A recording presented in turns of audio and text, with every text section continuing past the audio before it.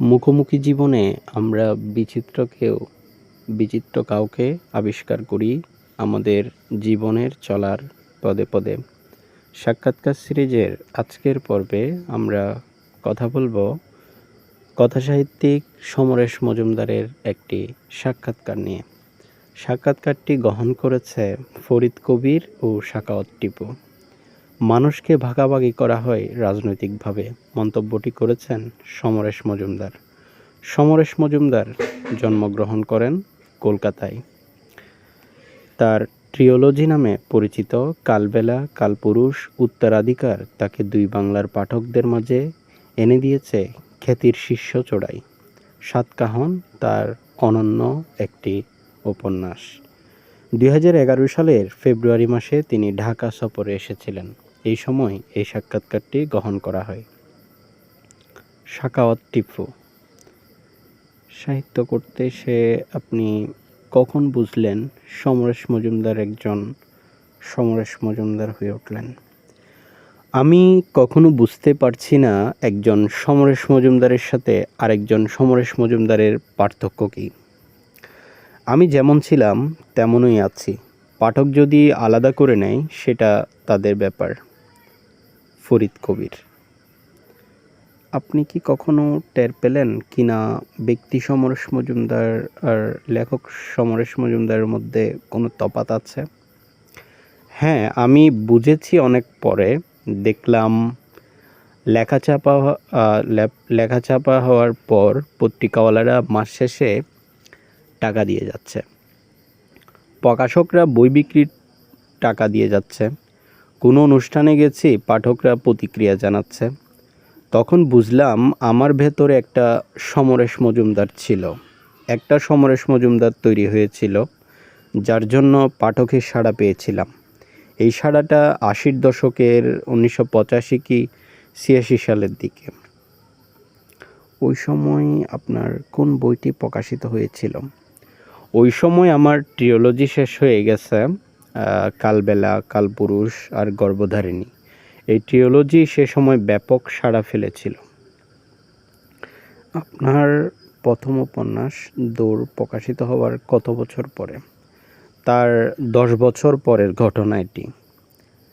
ট্রিওলজিতে আপনি উপন্যাসকে একটা রাজনৈতিক মোড়ক দিতে চেষ্টা করলেন, এটা কেন?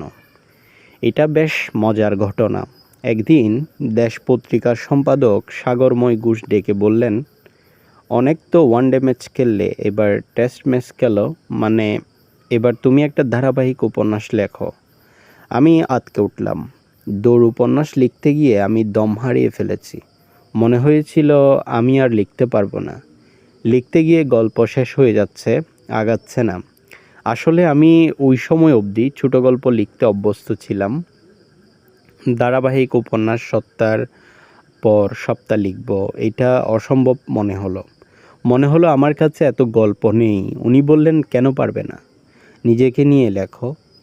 ওই যে কথা। তারপর ভেবেছি, আমি যেভাবে ভেবেছি সেভাবে আর কেউ ভাবেনি। আমি যা ভেবে দেখেছি সেটা অন্য কেউ দেখেনি। তখন আমি আমার ভাবনাগুলো লিখতে শুরু করলাম। লেখাটা আমার আত্মজীবনী হয়নি, এতে আমার দেখা অদেখা জীবন আর মানুষ সম্পর্কে ধারণার জন্ম নিয়েছিল। কী ধারণা সেটা? যখন মানুষকে ভাগাভাগি করা হয় রাজনৈতিকভাবে, এটা তো হওয়ার কথা ছিল না। এই যে বন্যা হলো, সেখানেও রিলিফ নিয়ে রাজনীতি হলো। ক্ষমতাসীন রাজনৈতিক দলকে কে ভোট দিল আর কে দিল না। যে ভোট দিল তাকে রিলিফ দেওয়া হবে, আর যারা ভোট দেয়নি তাদের দেওয়া হলো না। এই রাজনৈতিক দ্বিচারিতার কারণে তখন বিরূপ ভাবনা এলো। পশ্চিম বাংলা জুড়ে খাদ্যাভাব চলছে, আন্দোলন হচ্ছে, পুলিশ লাঠিচার্জ করছে। তখন কলকাতায় হরতাল চলছে, বিক্ষোভকারীরা ট্রাম বাস পোড়াচ্ছে, পুলিশ বলছে জাতীয় সম্পদ রক্ষা করতে, জানমাল বাঁচাতে যারা ট্রাম বাস পোড়ায় তাদের গুলি করা হবে। যার ফলে সেদিন পুলিশের গুলিতে লাশ পড়ে।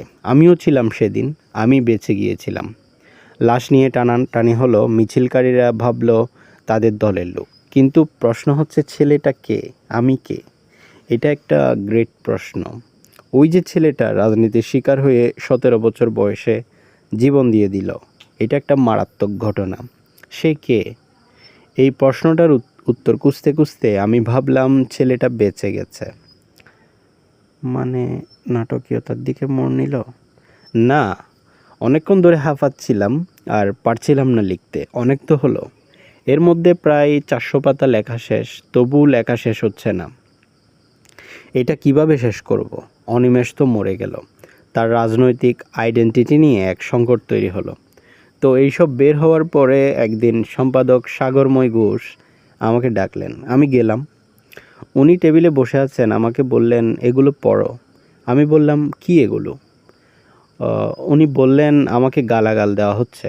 এইসব চিঠিতে পাঠকরা বলছে আমি ভুর্জুয়া কাগজের সম্পাদক, আর তুমি সর্বহারা নায়ক ছেলের চোখে মানুষকে ব্যথা দিচ্ছ। আমি জোর করে টিপে টিপে তোমার লেখা বন্ধ করে দিয়েছি, এবং দেশ পত্রিকায় আমার লেখা বন্ধ। আমি পারিনি, আমি অক্ষম। এরা কোনো কথা শুনতে চায় না। আমি বললাম, ঠিক আছে। জীবনকে আপনি কিভাবে দেখছেন? আপনি কি রাজনৈতিক জীবনযাপন করেছেন? আমি সেই জীবনযাপন করিনি, তবে দেখেছি। কিন্তু আমার বন্ধুরা যারা এই জীবনযাপন করেছে তারা খুব দমন পীড়নের মধ্যে ছিল। কেউ দেশ ছেড়ে পালিয়েছে, কেউ জেল কেটেছে, কেউ আত্মগোপন করেছে দীর্ঘদিন।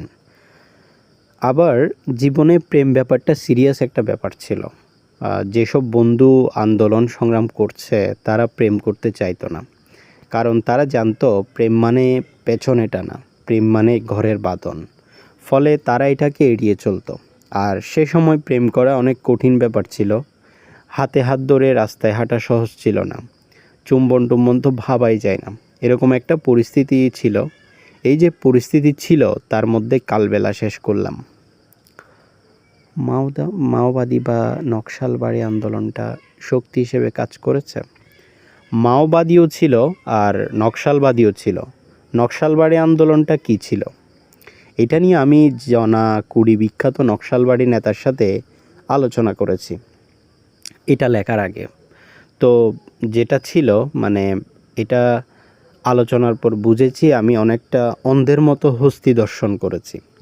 কেউ বলছেন সুরটাই হাতি, কেউ বলছেন লেজটাই হাতি, কেউ বলছেন কানটাই হাতি, আবার কেউ বলছেন পাঠাই হাতি, কেউ বলছেন পেটটাই হাতি, কিন্তু সমগ্র হাতির কথা কেউ বলেন না। এর কথা ওকে বলেছি। এমনইভাবে যখন দেখছি কারো সাথে কারো মিলছে না, তখন কথার গরমিল শুনে দ্বন্দ্বে পড়েছি। দ্বন্দ্বটা কি আপনারই? না না, আমি নিজের চোখে দেখেছি। আমি চোখে যা দেখেছি সেটাই লিখেছি। আমি যা শুনেছি সেটাই লিখেছি। আমি যা দেখেছি সেটাও সাধারণ মানুষ দেখেছে। আমি যেটা শুনেছি সেটাও সাধারণ মানুষ শুনেছে। সাধারণ মানুষের সাথে আমি কখনো দ্বিমত করতে পেরেছি? যেমন ধরুন, আন্দোলনের সময় আমাদের পাশের বাসায় 2টো ছেলে এসেছে। ওরা বলছে, মাসিমা খুব খিদা পেয়েছে, রাতের বেলায় আমাদের 20টা রুটি দেবেন। মহিলা বললেন, হ্যাঁ বাবা, নিয়ে যাস। তখন নকশাল আন্দোলনের শুরু, অর্থাৎ সাধারণ মানুষের একটা সমর্থন ছিল। সাধারণ মানুষ ভেবেছে এইসব দামাল ছেলেরা দেশ আর মানুষের পরিবর্তন বয়ে আনবে।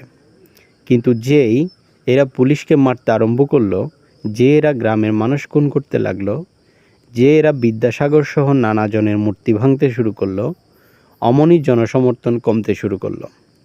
সাধারণ মানুষ বিমুখ হয়ে উঠল।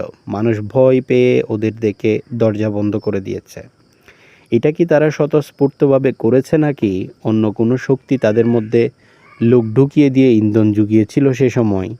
সেটা আমার কাছে স্পষ্ট নয়। কিন্তু মূল কথা যে মানুষ সমর্থন জুগিয়েছিল, পরে সেই মানুষই তাদের উপর থেকে মুখ ফিরিয়ে নিয়েছিল। উপন্যাসে দেখা গেল যে রাজনৈতিকভাবে দ্বিধাগ্রস্ত থাকে কে? অনিমেষ। অনিমেষের ভুল ভাঙল এক সময়। যেটা করেছে সেটার জন্য দেশ তৈরি ছিল না। আন্দোলনের সময় যে বন্দুক নিয়ে লড়াই করতে যাচ্ছে, জানি না সে বন্দুকের ভিতর গুলি ছিল কিনা। এমন একটা পরিবর্তনের জন্য দেশ তৈরি নয়, মানুষ তৈরি নয়। আমাদের মধ্যে কয়েকজনের ভেতরে যে আগুন আসছে, সেটা সারা দেশে মানুষের মধ্যে ছড়িয়ে দিতে পারবো না। এই ভ্রান্তিটা তো একসময় ভাঙল, তবে কেউ কেউ সেই মতাদর্শ থেকে গেলেন। অনেকে অনেক সাফার করেছেন, অনেক নকশাল নেতা পরে সিপিএমের বড় বড় নেতা হয়েছেন, উপমন্ত্রী, মন্ত্রী হয়েছেন। আদর্শগত দিক হতে গণদেবতার সাথে আপনার এই মতাদর্শের পার্থক্য কোথায়? কার? তারাশঙ্করের? আমি কখনো এভাবে মেলাতে পারিনি। আমার কাছে গণদেবতা একটা বিশেষ সময়, যে সময় আমি জন্মাইনি, যে সময় মানুষের মধ্যে বাম রাজনীতির বিকাশ ঘটেনি, সে সময় মাটির সেন্টিমেন্টের আন্দোলন ছিল। সে সময়টার সঙ্গে আমাদের সময়ের একটা আলাদা ব্যাপার আছে। ভেবে দেখুন, চট্টগ্রাম অস্ত্রাগার লুণ্ঠন করেছে যারা, তারা শুধু লুণ্ঠন করার কথা ভেবেছিলেন। ওনাদের প্রতি শ্রদ্ধা রেখেই বলছি, অস্ত্রাগার লুণ্ঠন করে, অস্ত্রাগার ব্যবহার করে চট্টগ্রামের স্বাধীন রাষ্ট্র প্রতিষ্ঠার পরিকল্পনার কথা সেটা ত্যাগ করেননি। কিন্তু লুণ্ঠন হওয়ার পর দেখা গেল আর কোনো কাজ নেই, ফলে হেরে যাওয়া স্বাভাবিক। ওরা কি জানতেন না আমরা এটা করলে পরে ঝামেলা হবে? কিন্তু এটা কেন জানলেন না আমরা এটা করব, এটা করার পরের পদক্ষেপটা কি হবে? তো এরাও বুঝেননি, নকশালবাদীরাও বুঝেননি সমাজ মানুষ তৈরি হয়েছে কিনা। রাজনীতিতে মানুষ আসা শুরু করেছিল, কিন্তু ওই যে হুমকি মারা, মানুষ মারা, পুলিশ মারা, এইসব আর কি। পথের দাবি উপন্যাসের সঙ্গে কোনো মিল? পথের দাবিতে ব্রিটিশদের বিরুদ্ধে যে ব্যাপারটা ছিল সেটা নিয়ে আন্দোলন, ওটার সাথে কোনো মিলই নেই। ওটা ছিল ব্রিটিশদের বিরুদ্ধে দেশের মানুষের লড়াই। চেতনাগত কোনো মিল ছিল না। না না, এটা হলো নিজেদের মধ্যে নিজেদের, মানে আপনার সাথে আমার, আপনি যে চেতনা বিশ্বাস করেন আমি সেই চেতনা বিশ্বাস করি না। ধরুন তৃণমূল বলছে বামফ্রন্ট হটাও, বামফ্রন্টের দীর্ঘদিনের পজিশন আছে, যেহেতু বামফ্রন্ট ছাড়া অন্য কোনো বিকল্প নেই, সেহেতু ওরা বলছে বামফ্রন্টই হটাও। কেউ কেউ যদি বলে বামফ্রন্ট আমরা চাই না, হটাও, তো তৃণমূল কেন থাকবে? কিন্তু বামফ্রন্ট হটাবার পর তৃণমূল কি করবে সেটা বলছে না। প্রশ্নটা হচ্ছে আপনার সঙ্গে আমার লড়াই, আপনার জায়গায় এসে আমি যে অন্যায় করব না সেটার কে নিশ্চয়তা দেবে? দীর্ঘদিন ক্ষমতায় থেকে পেশির ঔদ্ধত্য দেখাবে না, সেটা কে বলবে? এখানে কিন্তু ভূমিকা শুরু হয় মানুষের নবজাগরণের, যেটা মধ্যপ্রাচ্যে হচ্ছে। রাজনীতির বিষয়াশয় এসেছে আপনার উপন্যাসে, এতে কি সাহিত্যের কোনো ক্ষতি হয়েছে? না, রাজনীতি সাহিত্যের ক্ষতি করবে কেন? আমি মনে করি পৃথিবীর সাহিত্যের অন্যতম শ্রেষ্ঠ উপন্যাস সতীনাথ বাদুড়ির জাগরি পুরোপুরি রাজনৈতিক লেখা। আমার মতে বাংলা ভাষায় একমাত্র রাজনৈতিক উপন্যাস। আসলেই রাজনীতি আমাদের জীবনের সাথে মিশে আছে, এমনকি আমাদের বাঁচার জন্যই রাজনীতির দরকার আছে। এই যে ধরুন কাল হরতাল হবে, আপনার ঘরে যদি খাবার চাল না থাকে তাহলে আপনি কি করবেন? এই রাজনীতির কারণেই তো কালকের জন্য সন্ধ্যাবেলায় চাল কিনতে যাবেন, তাই না? জি, দেখবেন আপনি ইনডিরেক্টলি রাজনীতিকে মানতে বাধ্য হচ্ছেন, কিংবা রাজনীতি আপনাকে মানতে বাধ্য করছে। এটা আগে ছিল না। যদি আপনি মানতে বাধ্য হন, যদি আপনি ঘর থেকে বের হতে না পারেন, সেটা কি রাজনৈতিক জীবনের অংশ নয়? আমি জানতে চাচ্ছি রাজনীতি আপনার উপন্যাসের মান ক্ষুণ্ণ করেছে কিনা। এই রাজনৈতিক ঘটনা, এই চাল কেনার ঘটনা, সন্ধ্যাবেলায় লাইন দিয়ে চাল কেনা, সে যদি আপনার গল্পের নায়ক হয়, সেটা কি রাজনৈতিক উপন্যাসের পর্যায়ে পড়ছে না? সৌন্দর্য জিনিসটাকে আপনি কিভাবে দেখেন? কিভাবে বলবো? এই যে মানুষ সৌন্দর্য তো বায়বীয় নয়, আকাশে ভাসে না, তাকে মাটিতে পা দিতে হয়। যে সাহিত্য আকাশে ভাসে সেগুলো তাৎক্ষণিক সাহিত্য। অনেক উপন্যাসের কথা আমরা জানি, পড়তে গেলে ফুরিয়ে যাবে, মানে ক্ষণকালের আনন্দ। সেগুলো কিন্তু শূন্যে ভাসে, সৌন্দর্যে ভরা। যেমন নিমাই ভট্টাচার্যের উপন্যাস নীলচাঁদ, যাযাবরের দৃষ্টিপাত, এই দুটো 20 বছরের পর মানুষ আর পড়েনি। ওই যে আনন্দ দেয়া, সেগুলো ম্যাচিওর মানুষের কাছে আসে না। একজন পাঠক 17 থেকে 30 বছরের মধ্যে অনেক ম্যাচিওর হয়ে ওঠে। তার মানে সৌন্দর্য থাকবে না? সৌন্দর্য তো থাকবেই, তবে তার চেহারা পাল্টাবে। যেমন আমি একটা রাস্তার পাশে ফুটপাতে বসা পরিবার নিয়ে গল্প লিখছি। ওদের লড়াইটা অন্যরকম, আপনার আমার পরিবারের মতো নয়। ওদের ফুটপাতে বাঁচার জন্য টাকা জোগাড় করতে হয়। এরপর যখন বৃষ্টি আসে রাত্রিবেলায়, বৃষ্টির জন্য বুড়ো চাঁদনির মতো পর্দা টর্দা টানায়। বাচ্চাটাকে কোলের মধ্যে নিয়ে নেয় মা।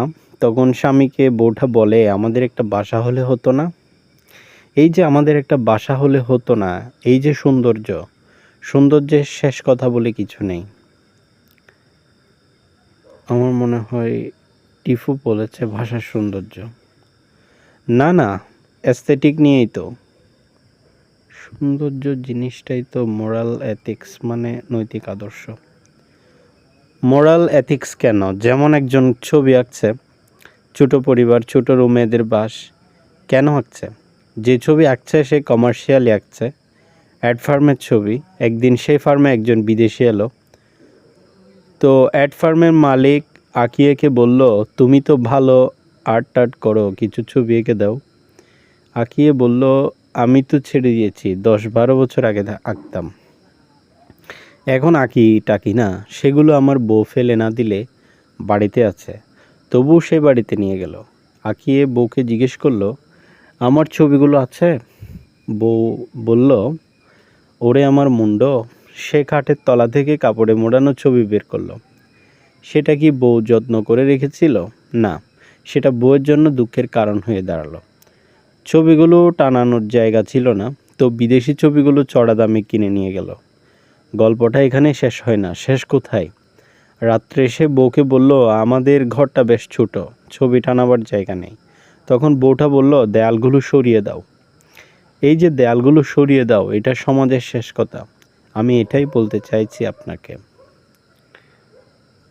আপনার একটা উপন্যাস আছে সাতকাহন, এটাতে নারীকে কি বিপ্লবী হিসেবে দেখাতে চেয়েছেন? না, নারীকে মানুষ হিসেবে দেখাতে চেয়েছি, একেবারে মানুষ হিসেবে। মানুষ আর নারীর মধ্যে কোনো পার্থক্য নেই, একেবারে নেই। নারী চরিত্র তো এখানে সোশ্যাল ভ্যালুস ভাঙতে চাই। ভাঙার প্রশ্ন তো উঠবেই। দেখুন, আমাদের পশ্চিম বাংলার বাঙালি নারীরা যারা পরিবারের মা বাবার কাছে মানুষ হয়েছে, তারা মেয়েদের কলেজে ভর্তি হয়েছে কেন? এই অবস্থায় বেশিরভাগ মেয়েরাই বিয়ে পরীক্ষা দিলে ভালো পাত্র পাওয়া যেত। বেশিরভাগ মেয়ে বিয়ের পরে এমএ পড়তো। যারা পড়তো না বা মেয়েদের বিদ্যালয়ে পড়তো না, তাদের বিয়ে হতো না। তো এরকম একটা পর্যায়ে এসে দেশভাগের পর বাচ্চা মেয়েগুলো প্রচণ্ড স্ট্রাগল করেছে, এবং সে স্ট্রাগলের বন্দনা করা হতো ভয়ঙ্কর ব্যাপার। তো আমাদের যে কলোনিগুলো তৈরি হয়েছিল বিভিন্ন জায়গায়, সেগুলোতে দেশভাগের পর তাদের মেয়েরা কিন্তু স্ট্রাগল করে স্কুল পার হয়ে কলেজে পড়েছে। ওই যে মেয়েরা সকালবেলা উঠে টিউশনি করে, তারপর রান্নাবান্না করে, মাকে হেল্প করে, তারপর সে কলেজে আসে, হেঁটে আসে কলেজে, তারপর কলেজ থেকে বাড়ি যায়, বাড়ি গিয়ে মুড়ি খেয়ে তারপর আবার ঘরের কাজ করতে যায়। রাত 9টা থেকে আবার ক্লাসের পড়া পড়ে। এই গল্পটা যখন পাশের মেয়েটা শুনছে, সে মেয়েটা রক্ষণশীল পরিবার থেকে এসেছে। ঠাকুরদা তাকে কলেজে পৌঁছে দিয়ে যায়, ঠাকুরদা ছুটির পর ফ্যান নিয়ে যায়। তার তো কোনো কালচারাল গ্রোথ নেই। এই যে মেয়েরা আমাদের এইখানে, কে তাদের প্রভাবিত করলো আমাদের এখানকার মেয়েদের? কে তাদের উদ্বুদ্ধ করলো নিজের টাকায় পড়তে? তারা বাবা মায়ের পয়সা দিয়ে পড়ে না। এসব মেয়েরা স্বপ্ন দেখে, আমি পড়াশোনা করব, আমি চাকরি করব। তেন চাকরি নয়, বড় চাকরি করব, আমার বাড়িটা ভালো ভালো জায়গায় করব। এই স্বপ্নগুলো গেঁথে গেল আমাদের পশ্চিমবঙ্গের মেয়েদের মনে। ফলে একটা নবজাগরণ তৈরি হতে আরম্ভ করলো। আমি বলি, আমাদের দেশভাগের অনেক সুফল আছে। এপার বাংলার মেয়েরা না পেলে ওপার বাংলার মেয়েরা পাচ্ছে না। এটা নিয়ে আপনি বিদ্রোহ করবেন? আমি মনে করি এটা তো বড় বিপ্লব। তাহলে আপনি কি 1947 সালের দেশভাগকে সমর্থন করছেন? আমার মনে হয় দেশভাগটা সঠিকভাবে হয়নি। জিন্না সাহেবকে যখন মহাত্মা গান্ধী বলেছিলেন প্রধানমন্ত্রী হওয়ার জন্য, তখন উনি রাজি হয়েছিলেন, কিন্তু বল্লভভাই প্যাটেল সহ অনেকে আপত্তি করেছিলেন। তারা বলেছিলেন, জিন্না যদি প্রধানমন্ত্রী হয় দেশের রায়ট শুরু হয়ে যাবে। গান্ধী এটা মেনে নিতে বাধ্য হলেন। গান্ধী যদি রাজি না হতেন, তাহলে এই পাকিস্তান ভারতবর্ষ কি হতো আমি জানি না। আর দেশভাগ হয়েছিল বলে কিন্তু বাংলাদেশ জন্মেছে। দেশভাগ না হলে কিন্তু বাংলাদেশ জন্মাতো না। জন্মাতো কি? সংঘাতটা হতো না? আমাকে কি ছাড়বেন? যেতে হবে। না না, আর একটু দেশভাগটা শেষ করেন। এই যে পশ্চিমবঙ্গ, এই যে পূর্ববঙ্গ, দেশভাগ কার বিরুদ্ধে আন্দোলন হতো? আন্দোলন দানা বাঁধত না? তখন হয়তো হিন্দি আগ্রাসনের বিরুদ্ধে দানা বাঁধত, হিন্দু আগ্রাসন হতো না। আপনার কি মনে হয় না পশ্চিমবঙ্গে বাংলা ভাষা আগ্রাসনের শিকার? হিন্দি আগ্রাসন ভারতবর্ষে হয়েছে, পশ্চিমবঙ্গে হয়নি। যেহেতু পশ্চিমবঙ্গে ভারতবর্ষের একটা পার্ট বা অংশ, ভারতবর্ষের যে কোনো রাজ্যে যে কোনো ভাষার মানুষ, যে কোনো মানুষ এখানে আসতে পারেন। আবার পশ্চিমবঙ্গের বিভিন্ন মানুষ ভারতবর্ষের বিভিন্ন জায়গায় যেতে পারেন। ফলে সেই আগ্রাসনের সম্ভাবনা নাই। তারা তাদের মতো করে বলছে, কথা বলছে, এটাকে মেনে নেওয়া ছাড়া উপায় ছিল না। আপনার কি মনে হয় না পশ্চিমবঙ্গে বাংলার বিকাশ যেভাবে হওয়ার কথা ছিল, মানে আমরা বলতে চাচ্ছি বাংলা ভাষাটা একটা জায়গায় স্থির হয়ে আছে, ভাষার যেভাবে বিকাশ হওয়ার কথা ছিল সেটা ওইভাবে হইতে পারেনি। অবশ্যই অবশ্যই ঠিকই বলেছেন, এটা নিয়ে কোনো আন্দোলন হয়নি বলে, এটার উন্নয়ন করার ভাবনার কথা কেউ ভাবেনি বলে। অবশ্য আমরা একমত হয়েছি, এই যে 21শে ফেব্রুয়ারি উদযাপন করি, আমরাও পশ্চিম বাংলা উদযাপন করছি, সারা রাত জেগে হাঁটি, আমার ভাইয়ের রক্তে রাঙানো গানগুলো গাই। 1952 সালে যে শহীদরা প্রাণ দিয়েছিলেন, তারা কেন প্রাণ দিয়েছিল? ভাষাকে বাঁচাবার জন্য, একটা সম্মান রাখার জন্য জীবন দিয়েছিল, উর্দুর আগ্রাসনের বিরুদ্ধে লড়াই করেছিল। আমরা সারা বছর ধরে 365 দিনের মধ্যে 364 দিন কিন্তু এটা নিয়ে ভাবি নাই। আমরা একটা দিন ভাবি, যেটা 21 ফেব্রুয়ারি, 20 ফেব্রুয়ারি রাতের বেলায় ভাবি। তাহলে আমরা ভাষা নিয়ে ভাবছি না, এই ভাবছি না বলে আমাদের এই বাংলা ভাষায় অদ্ভুত অরাজকতা, অর্থাৎ আগাছা ঢুকে গেছে। এখন আপনি দেখুন, আপনি যখন কবিতা লেখেন, যে ভাষায় লেখেন, আপনি যখন গদ্য বা গল্প লেখেন, সে ভাষায় লেখেন না।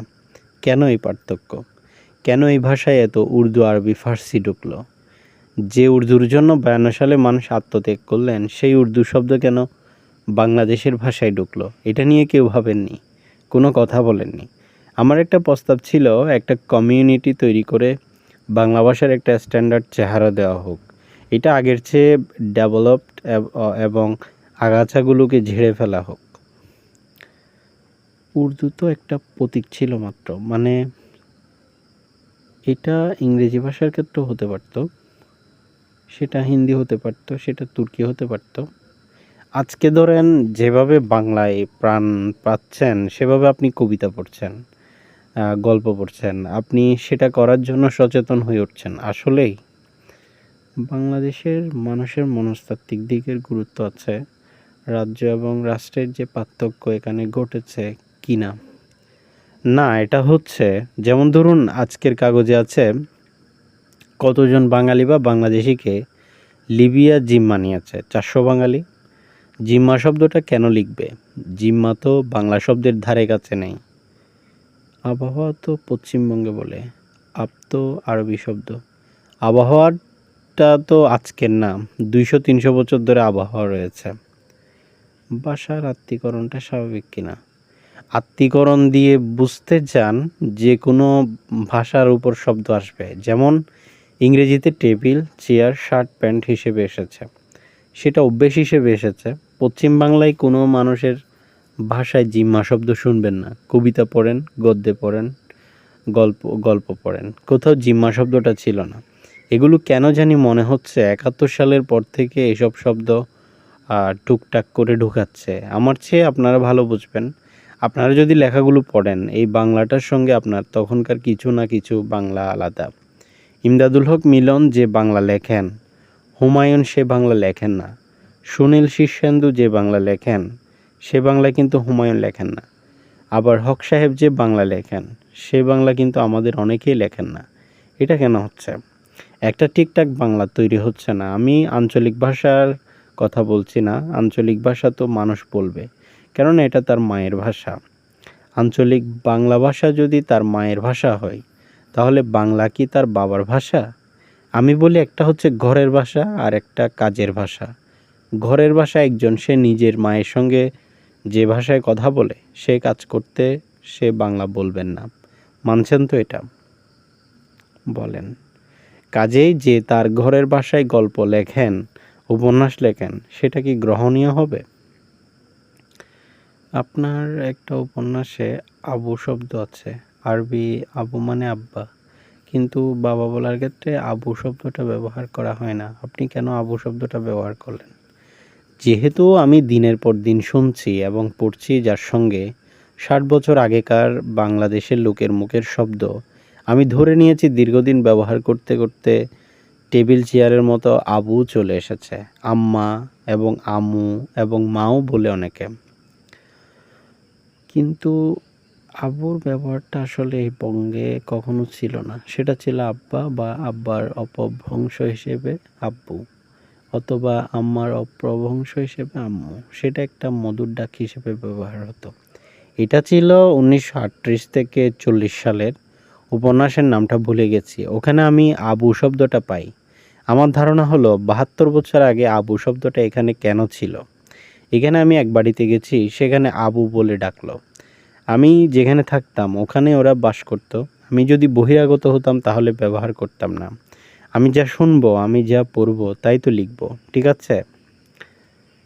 আরেকটা প্রশ্ন করি, আপনি লেখার ক্ষেত্রে বাজারকে কি খুব মূল্য দেন? না না, আমি আমার মতো লিখি। পাঠক পড়লে পড়বে, না পড়লে নাই। যেমন বাণিজ্যের কথা ভেবে আমি লিখি না।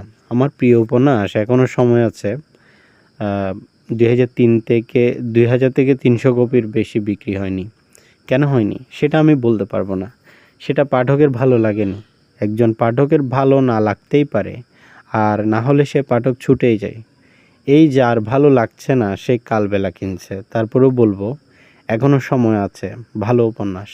আমি আমার মতো করে লিখে যাই, পাঠক চাইলে পড়ে আবার রিজেক্টও করে। আপনি কি পাঠকের কথা মনে রাখেন না বলতে চাচ্ছেন? আমি পাঠককে বুঝবো কি করে? আমার এই উপন্যাসটা লিখলে পাঠক পড়বেই যদি আমি জানতাম, তাহলে পৃথিবীর সব লেখকই তাই করত। পাঠক যা চায় তাই লিখত। ভাষা নিয়ে কি আপনি কখনো ভেবেছেন? মানে যে ভাষাটা আপনার নিজের, যেমন সতীনাথ বাদুড়ির ভাষা একরকম, কমল কুমার মজুমদারের ভাষা আরেক রকম। আমি কমল কুমারের ভাষা কখনোই গ্রহণ করতে পারিনি, কারণ সেটা মানুষের ভাষা না। মানুষ সে ভাষায় কথা বলে না, আরোপিত ভাষা সেটা। এখন আমি সেই ভাষা ব্যবহার করি, যে চরিত্রগুলো যে ভাষার কথা বলে, একটা বাড়ির কাজের মহিলা কাজ করতে আসে, সে তার ভাষাটা বঙ্কিমের লাইন ধরে না। তার তো রবীন্দ্রনাথ পড়ারও ক্ষমতা নেই। সে তার ভাষায় কথা বলে, সে ভাষাতেই তো আমাকে লিখতে হবে। জীবনের যে ভ্রমণ আছে, তার জীবনযাপনের অভিজ্ঞতা থেকে শিখতে হবে। কিন্তু একজন লেখক কি চেষ্টা করতে পারেন না ভাষার নতুন সম্ভাবনার দিকটা খতিয়ে দেখার? বুদ্ধদেব বসু প্রায়ই ইংরেজি স্টাইলে বাংলা লিখতেন, বানানও পরিবর্তন করতেন। প্রথমে চোখে চকচকে লাগতো, রাংতা কাগজে মোড়া একটা কিছু সুন্দর, কিন্তু কিছুক্ষণ পরে বোঝা যায় এর দিকে নজর দেওয়ার পরে মূল থিমটা, মূল গল্পটা, মূল বক্তব্যটা ঝিমিয়ে যাচ্ছে। মানে যেটা বলতে চাইছি যে তুমি দারুণভাবে ডেকোরেশন করছো, কিন্তু যাকে নিয়ে ডেকোরেশন করছো সেটা আর হলো না। কিন্তু যাকে নিয়ে যে ভাষায় বললে সেটা খুব খেলো হয়ে গেছে। এই ক্ষমতাটা আমাদেরও ছিল না, সেটা রবীন্দ্রনাথের ছিল। রবীন্দ্রনাথ যেটা পারেননি আমরা সেটা কিভাবে পারবো? রবীন্দ্রনাথের ভাষাও তো মানুষের মুখের ভাষা ছিল না। আপনি কি আহমদ ছফা, আখতারুজ্জামান ইলিয়াস, মাহমুদুল হক এগুলো পড়েছেন? আমি প্রায়ই অনেকের লেখাই পড়িনি। ওদের সম্পর্কে আপনার বক্তব্য কী? এই যে ধরুন ইলিয়াস সাহেব, ইনি সদ্য লেখক, গৃহীত লেখক নন। গৃহীত মানে জনগৃহীত লেখক নন। সদ্য লেখক কখনোই জনপ্রিয় হন না। কোনো রাজনীতি আছে এতে? নো রাজনীতি। আপনি একটা চিলেকোঠার সেবায় একটা বিশাল মিথ পাল্টানোর মতো। তবে এটা সাধারণ মানুষ গ্রহণ করেনি। আপনার আমার বাসার মেয়েরা এই ধরনের উপন্যাস পড়ে না। তাহলে কি আপনি বলবেন একটি ভালো উপন্যাস আম পাঠক নেয়নি? তাহলে আম পাঠকের উপর সাহিত্য মূল্য নির্ভর করে? একটা ভালো উপন্যাস আম পাঠক নেয়নি, একাধিক ভালো উপন্যাস আম পাঠক নিয়েছে। আমার তো মনে হয় খুব কম ভালো উপন্যাস আম পাঠক নিয়েছে। আমার দুটো প্রিয় উপন্যাসের নাম বলছি। একটা ট্রিলজিগুলো, আরেকটা অতীন বন্দ্যোপাধ্যায়ের নীলকণ্ঠ পাখির খোঁজে। এগুলো অনেক জনপ্রিয়তা অর্জন করেছে। গত ৬০ বছরে রবীন্দ্র পরবর্তী, বিভূতিভূষণ পরবর্তী সময়ে এই দুটো ল্যান্ডমার্ক উপন্যাস। এখনও প্রতি বছর ২ থেকে ৪ হাজার করে বিক্রি হচ্ছে ৬০ বছর ধরে। একটা প্রজন্ম মারা যাচ্ছে, সেই প্রজন্মও কিনেছে। আর যারা ২০-২২ বছর লেখার সময় জন্মায়নি তারাও কিনছে। আমি যখন লিখেছি ১৯৭৯ সাল, আজ থেকে ৩২ বছর আগে, একটা ছেলে তখন জন্মায়নি। কালকের মেলায় দেখলাম তার বয়স কত, হয়তো ১৯ হবে। সে তো আমার লেখার সময় জন্মায়নি, তাহলে সে কালবেলার নাম শুনেছে কোত্থেকে? স্যার আমাকে বলেছে। তারপরে মা বলল, আমি বলছি না কালবেলা মহৎ উপন্যাস। কিছু কিছু উপন্যাস রিলে রেসের মতো প্রজন্মের পর প্রজন্ম চলতে থাকে, তো সেগুলো ভালো উপন্যাস, খারাপ উপন্যাস যায় না। ধরেন আজকে চলছে না, ভবিষ্যতে চলবে না, এসব কথা আমরা এক সময় বলতাম, এর বিচার করবে কাল। আমি কালের বিচার করছি না। মানুষের রুচি নির্ভর করে সে কি খায়, কিভাবে বাঁচতে চায়, কি বাজার করে, এই রুচি কি পাল্টাতে পারে? হ্যাঁ হ্যাঁ, ইলিয়াস তো গৃহীত মধ্যবিত্তের কাছে। আমার কাছে যা খবর ছিল আপনার সঙ্গে একমত হচ্ছে না। ইলিয়াস সর্দার সঙ্গে গৃহীত সেই প্রজন্মের কাছে যারা বুদ্ধিজীবী বা ভূতসম্পন্ন মানুষ।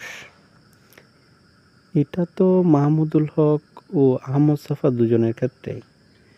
ইলিয়াস আর হুমায়ূন আহমেদ যদি পাশাপাশি দাঁড় করান তাহলে তো তুলনা করা যাবে না জনপ্রিয়তা কার বেশি। না, জনপ্রিয়তা হুমায়ূন আহমেদেরই বেশি, কিন্তু হুমায়ূন আহমেদের যদি বলেন কাল উত্তীর্ণ উপন্যাস, তাহলে আপনি কোনটির নাম বলবেন? কোনো একটি উপন্যাস হয়তো হবে, কিন্তু তার প্রতিটি উপন্যাস হয়তো প্রায় ৫০,০০০ কপি বিক্রি হচ্ছে। আমি তো ওই জায়গায় যেতে চাইছি না, আমি যেতে চাইছি সত্যিকারের উপন্যাসের কাছে। রবীন্দ্রনাথের অনেক উপন্যাস আছে, তবে ঘোড়া উপন্যাস কেউ পড়তো না, ঘোড়া বিক্রি হতো না, ঘোড়া জনপ্রিয় হয়নি, কিন্তু ঘোড়া তো বেশ মহৎ উপন্যাস। শেষের কবিতা পড়তো, ঘোড়া পড়তো না। শেষের কবিতা অত্যন্ত বাজে উপন্যাস, অত্যন্ত গৌণ উপন্যাস, সাজানো বানানো উপন্যাস, কিন্তু ঘোড়া তো বিশ্বাস করার মতো, যাকে বলে মানুষের কথা, একদম মাটি থেকে বলা। পাঠককে পড়তে বাধ্য করা যায়। বড় উপন্যাসের বেলায় টান টান ভাবটা যদি থাকে তাহলে পাঠক পড়ে শেষ করবেই। টানটা যদি না থাকে, খটমট শব্দ, শব্দের ব্যবহারগুলো আমার পরিচিত নয়। বিষয়টা আমাকে তেমনভাবে মোহগ্রস্ত করছে না। যেমন আমাদের দেশের গীতা ঠাকুর ঘরে রেখে দেয়, কেউ পড়ে না, সেরকম। আমার এক মাসিমা, উনি গীতা পড়তেন আর শিব পূজা করতেন। মাসিমাকে বললাম মহাভারতের কৃষ্ণের কথা। মহাভারতে যুদ্ধ যখন হচ্ছে, মারপিট হচ্ছে, মানুষ খুন হচ্ছে, তখন কৃষ্ণ বসে বসে উপদেশ দিচ্ছেন?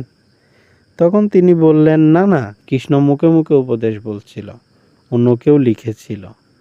কৃষ্ণ যখন মুখে মুখে বলছে, অন্য যে লোকটা লিখছে সে লোকটাও মারা যাচ্ছে না। মাসিমা বলল, তুই কি বলতে চাস? এটা তো মহাভারতের একটা অঙ্গ। মহাভারতের একটা চরিত্রের নাম কৃষ্ণ। একজন লেখক যখন চরিত্র তৈরি করেন তখন তার মুখ দিয়েই কথা, যা বলার সেগুলো লেখকেরই কথা। গীতা কিন্তু ব্যাসদেবেরই লেখা। ব্যাস লিখেছিলেন বলে কৃষ্ণ বলেছিলেন। মহাভারত লিখেছিলেন ব্যাসদেব ও তার বন্ধুরা। কারণ সে মুহূর্তে গীতা দেখুন, আজকে কিছু কিছু মানুষ না পড়ে দ্রুত শ্রদ্ধা জানায়, কিছু মানুষ পড়ে শ্রদ্ধা জানায়, আর বেশিরভাগ মানুষই সেগুলি পড়তে চায় না। তার কারণ পড়ে যদি শিক্ষিত হয়ে যায়। আপনি ডায়ালগের চাইতে আখ্যানকে বেশি গুরুত্ব দেন কেন? আখ্যান না, মানসিকতা, চিন্তাটাকে বেশি গুরুত্ব দিই। আমি ভাবলাম সেই ভাবনাটাকে আমি বেশি গুরুত্ব দিই, মানে চরিত্র ভাবনা বিশ্লেষণ করতে সুবিধা হয়। আর সংলাপ সংলাপ কম, কিন্তু আখ্যানের পরিমাণ বেশি। এটা আপনি আমাকে বললেন, আমি তো এভাবেই ভাবিনি। আমি ভেবে চিন্তে নিই। ধন্যবাদ। নতুন ধারার পাঠকদেরকে অনেক ধন্যবাদ।